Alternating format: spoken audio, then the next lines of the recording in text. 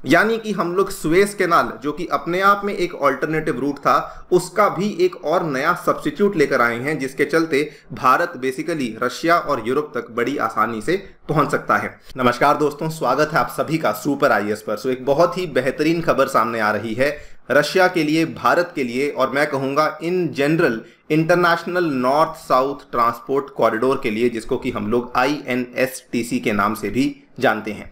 ये एक ऐसा कॉरिडोर है जिसको कि आज से 20 साल पहले सन 2002 में जिसकी प्लानिंग करी गई थी, लेकिन फाइनली आज 20 साल के बाद हम लोग देख रहे हैं कि रशिया इसका इस्तेमाल करते हुए पहला ट्रांजिट कार्गो है जो कि भारत की तरफ भेज रहा है। आप लोग यहाँ पे देख सकते हैं, इकोनॉमिक टाइम्स की ये वाली खबर सामने आती है, first Russian rail transit cargo to India arrives in Iran. यानी कि रशिया के द्वारा भेजा गया जो कार्गो जो कि भारत की तरफ आने वाला है वो ऑलरेडी ईरान पहुंच चुका है, और इसकी जो बची हुई यात्रा है वो अब ये ईरान से आगे भारत की तरफ करने वाला है। हम लोग इस वीडियो में डिस्कस करने वाले हैं INSTC के बारे में, इस कॉरिडोर के बारे में, ऑल्सो ये वाला जो लेटेस्ट कार्गो है इसके बारे में बातचीत भी करेंगे, और क्या क्या पोटेंशियलिटीज ये वाला कॉरिडोर यहाँ पे रखता है उसके बारे में चर्चा भी हम लोग करने वाले हैं। चलिए शुरू करते हैं दोस्तों मेरे साथ। मेरा नाम है अनिरुद्ध। यदि आप लोग इस लेक्चर की PDF को डाउनलोड करना चाहते हैं तो यहाँ पर दिए गए टेलीग्राम चैनल के माध्यम से कर सकते हैं। इसके अलावा अगर आपने अभी तक हमारे चैनल को सब्सक्राइब नहीं किया है so please do that, so that आपको हमारी सभी वीडियो की नोटिफिकेशंस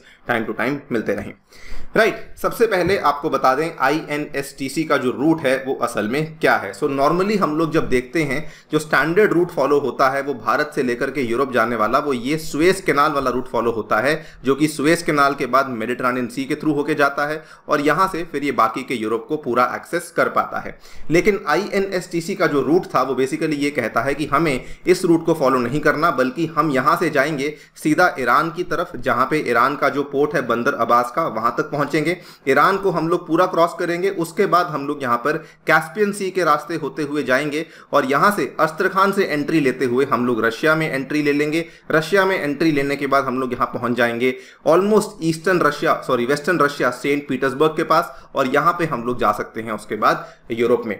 यानी कि हम लोग सुएज कैनाल, जो कि अपने आप में एक ऑल्टरनेटिव रूट था, उसका भी एक और नया सब्स्टिट्यूट लेकर आए हैं, जिसके चलते भारत बेसिकली रशिया और यूरोप तक बड़ी आसानी से पहुंच सकता है। ये वाला जो रूट है ये लगभग 7200 किलोमीटर लंबा रूट है, और ये एक मल्टी मोडाल नेटवर्क है जिसमें कि आपको शिप्स, रेल और रोड रूट तीनों ही देखने को मिलती है। इसका जो मेन पर्पस है, it aims to move the freight between India, Iran, Afghanistan, Azerbaijan, Russia, Central Asia and Europe. And obviously इसका जो मेन पर्पस है वो यही है कि कुल मिला के ये सारी की सारी जो कंट्रीज हैं, ट्रेड कनेक्टिविटी इन कंट्रीज के बीच में बेहतर हो between major cities such as Mumbai, Moscow, Tehran, Baku, Bandar Abbas, अस्त्रखान, बंदर अंजाली वगैरह वगैरह। ये वाला जो प्रोजेक्ट है दोस्तों, इसको सन 2002 में शुरू किया गया था। उस टाइम पर इसमें केवल और केवल 3 मेजर कंट्रीज थी, जिसका नाम है रशिया, ईरान और इंडिया। लेकिन धीरे धीरे इस प्रोजेक्ट की पॉपुलैरिटी इतनी बढ़ती गई कि आज आपके सामने हम लोग देख सकते हैं कुल मिला के 13 ऐसी मेंबर स्टेट्स हैं जो कि इस प्रोजेक्ट का हिस्सा बनी हुई हैं, जिसमें कि ऑब्वियसली इंडिया, ईरान, रशिया तो आपको देखने को मिलती ही हैं, Azerbaijan, Armenia, Kazakhstan, Belarus, Tajikistan, Kyrgyzstan, Oman, Turkey, Syria and Ukraine है, और बल्गेरिया भी इसमें ऑब्जर्वर स्टेट की तरह काम कर रही है। नाउ फाइनली 20 सालों के बाद पहली बार ऐसा हुआ है कि पहला रेल ट्रांजिट का जो कार्गो है वो रशिया से इंडिया की तरफ आने की यहाँ पे उसने प्रस्थान कर लिया है, और वो ऑलरेडी ईरान पहुंच चुका है थ्रू द सराक्स बॉर्डर क्रॉसिंग। आपको यहाँ पे दिखा रहे हैं बेसिकली ये किस तरीके से कैसे पहुंचा है। ये देखिए, अगर आप लोग ध्यान से देखेंगे, ये वाला एरिया है जो कि मॉस्को में पड़ता है। मॉस्को का जो प्रांत है जो कि रशिया के अंदर आता है, रशिया की राजधानी मॉस्को है, उसका जो प्रांत है वहां पर एक स्टेशन है चेखोव के नाम से। दोस्तों ये चेखोव से ये शुरू होती है ट्रेन, ये यहां से शुरू होते हुए उसके बाद ये एंटर करती है कजाकिस्तान, कजाकिस्तान से एंटर करती है तुर्कमेनिस्तान, और तुर्कमेनिस्तान से एंटर करती है ईरान।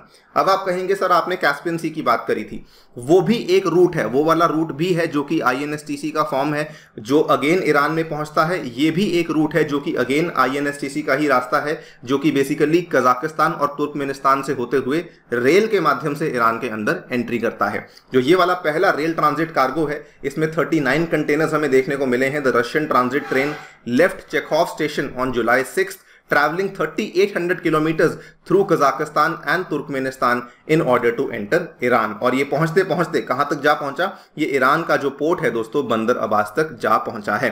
अब आप खुद अंदाजा लगा सकते हैं कि इसकी आगे की जर्नी क्या होगी दोस्तों। इसकी आगे की जर्नी अगेन यहां ये रहा आपका चेखोव, उसके बाद यहां से ये ट्रेन शुरू हुई, यहां तक पहुंची, ईरान के बंदर अब्बास तक पहुंची। अब ये शिप के माध्यम से, अब ये जहाज के माध्यम से यहां पर आएगी नावाशेवा पे, जो कि भारत में मुंबई में पोर्ट है। The cargo will be transported to Bandar Abbas port in southern Iran through a 1600 kilometre rail route to finally be sent to India's Nhava Sheva port via C.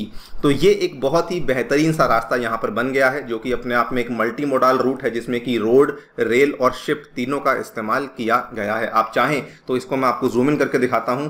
Chekhov से कहानी शुरू होती है, उसके बाद कजाकिस्तान, तुर्कमेनिस्तान, ईरान में बंदर अब्बास और उसके बाद फाइनली नावाशेवा तक ये पहुंच जाती है।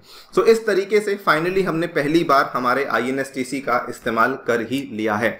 बल्कि अब रशिया की सरकार के द्वारा और ईरान के द्वारा ये भी कहा जा रहा है कि जो कैस्पियन सी वाला रास्ता है उसको भी हम लोग जल्द ही ओपन करने वाले हैं। Iran and Russia are also cooperating in the maritime sector to use the Caspian sea to shorten the transit route from Russia to India, क्योंकि अभी जो ट्रेन का रास्ता है वो थोड़ा समय लेता है। तो ये लोग कोशिश कर रहे हैं कि यहां तक पहुंचे और उसके बाद डायरेक्टली इस तरीके से ईरान के अंदर एंट्री ले लें।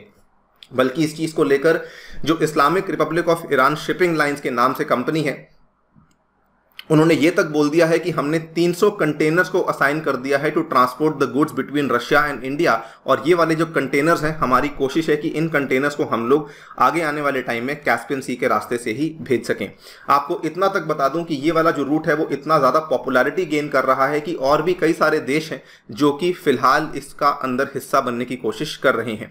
कई सारी बाल्टिक कंट्रीज, जो कि वैसे तो आजकल रशिया के खिलाफ हैं बिकॉज रशिया यूक्रेन युद्ध के चलते, लेकिन कई सारी बाल्टिक कंट्रीज जैसे कि लातविया हुआ, एस्टोनिया हुआ, वो भी दोस्तों यहाँ पे INSTC को ज्वाइन करना चाहते हैं। आप यहाँ पे देखिए लातविया, एस्टोनिया, ये लोग भी इस पर्टिकुलर ग्रुपिंग का हिस्सा बनने में बहुत ज्यादा इंटरेस्टेड हैं। और हों भी क्यों ना, बिकॉज ऐसा कहा जाता है कि कई सारे सेक्टर्स को यहाँ बेनिफिशियली मतलब बेनिफिट हो सकता है। फॉर एग्जांपल अगर आप देखेंगे जो कई सारे पेरिशेबल गुड्स हैं, कई सारे हाई वैल्यू आइटम्स जैसे कि ATMs, industrial printers, 3D printers, robotic assembly accessories, e-commerce वगैरह सेक्टर्स, इन सभी को बहुत ज्यादा फायदा हो सकता है। इसीलिए कई सारी और कंट्रीज, कई सारी अन्य कंट्रीज हैं जो कि इसका हिस्सा बनने में इंटरेस्टेड हैं।